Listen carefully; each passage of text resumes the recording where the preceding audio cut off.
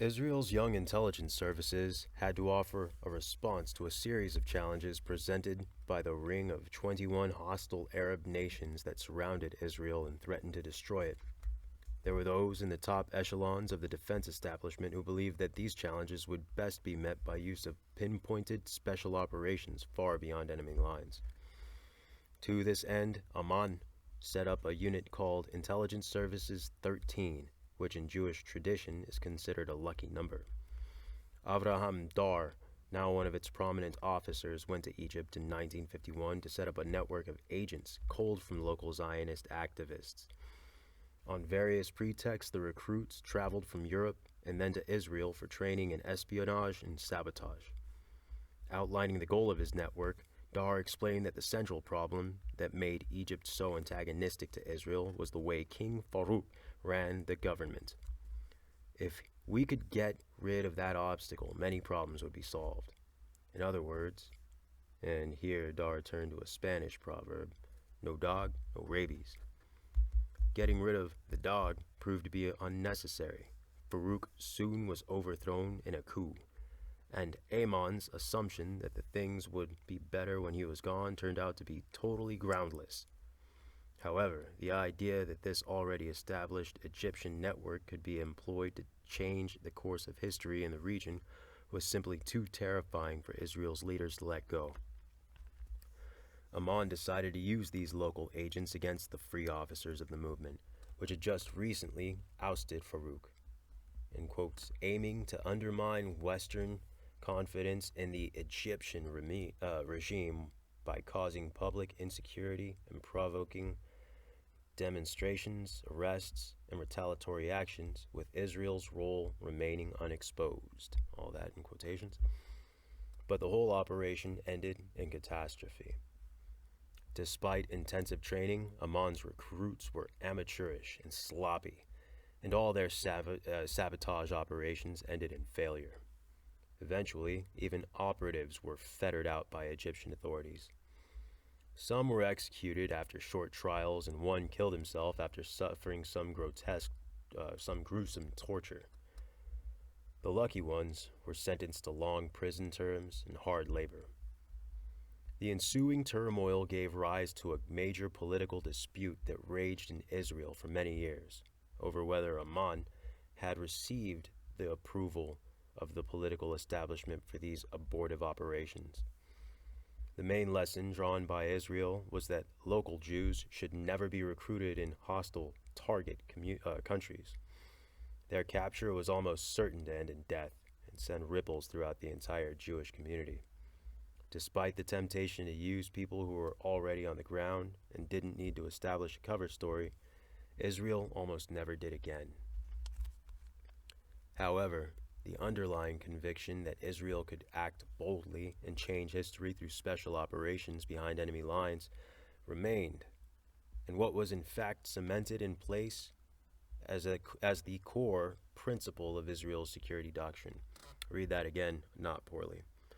However, the underlying conviction that Israel could act boldly and change history through special operations behind enemy lines remained, and was in fact cemented in place as the core principle of Israel's security doctrine.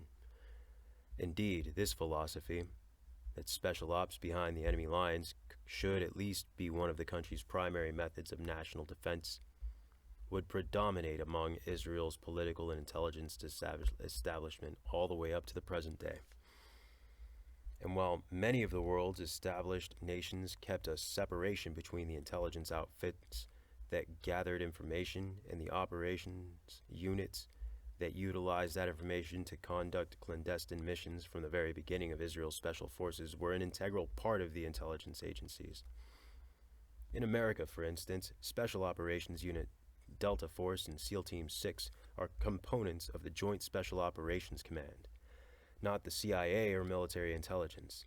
In Israel, however, special operations units were under direct control of the intelligence agencies Mossad and Amman. The goal, let me make sure I'm on the wrong page. The goal was to continually translate gathered intelligence into operations. While other nations at the time were also gathering intelligence during peacetime, they did so only to be prepared in case war broke out, or to authorize the occasional spec ops attack. Israel, on the other hand, would constantly use its intelligence to develop special ops attacks behind enemy lines in the hope of avoiding all-out warfare entirely. The fashioning of an emblem, a charter, and a military philosophy was one thing. Implementation, as Harel was soon to learn, was another thing altogether, especially when it came to aggressive action. The Mossad's first major operation ended badly. In November 1954, a captain in the Israeli Navy named Alexander Yisrael, a philandering grifter deeply in debt, slipped out of the country on a bogus passport and tried to sell top-secret documents to the Egyptian embassy in Rome.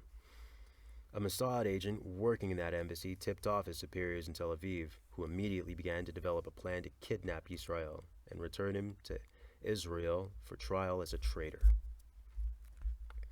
For Harel, this was a critical test, both for the security of the nation and his career.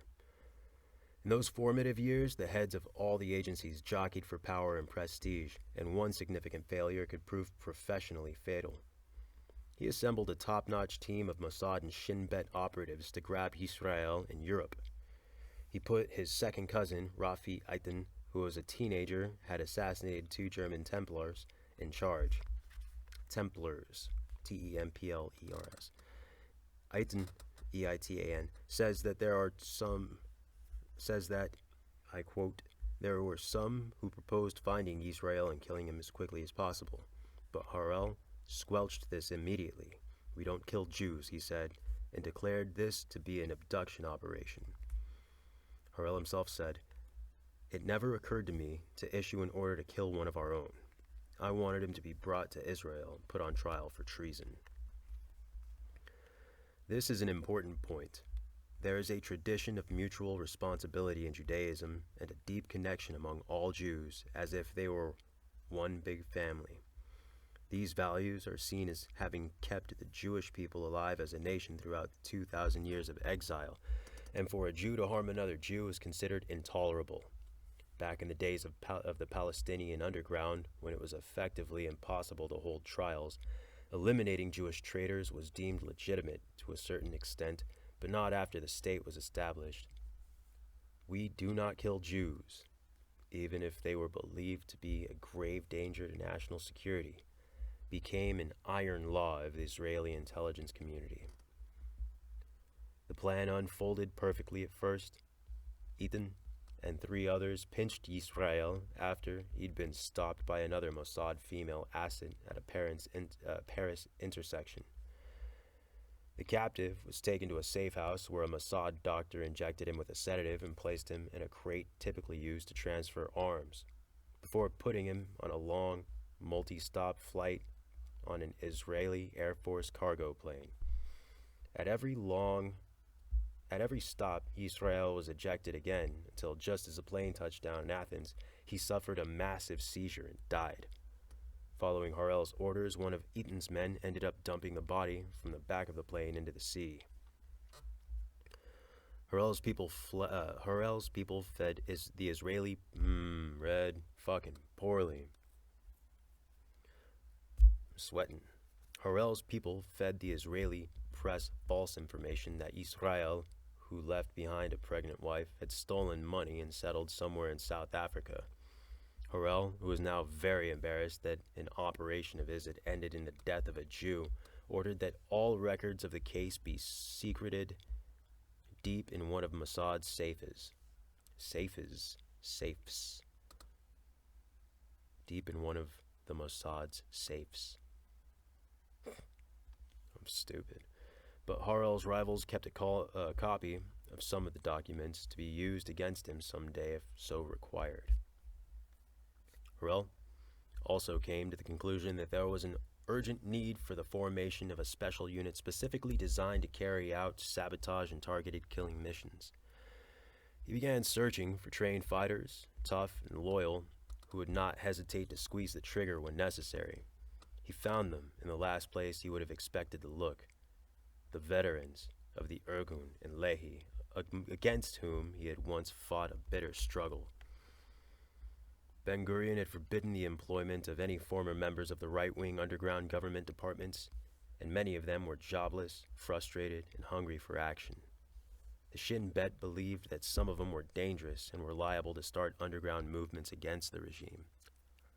Harel aimed to kill 2 birds, to set up his Spec Ops unit, and to get the underground fighters into action under his command, outside the borders of the state. David, Shamron, Yitzhak Shamir, and those of their comrades in the Irgun and Lehi who were deemed tough and daring enough were invited into Harel's home in North Tel Aviv and sworn in. This is the establishment of Mifratz, Hebrew for Gulf or Bay, the Mossad's first hit team.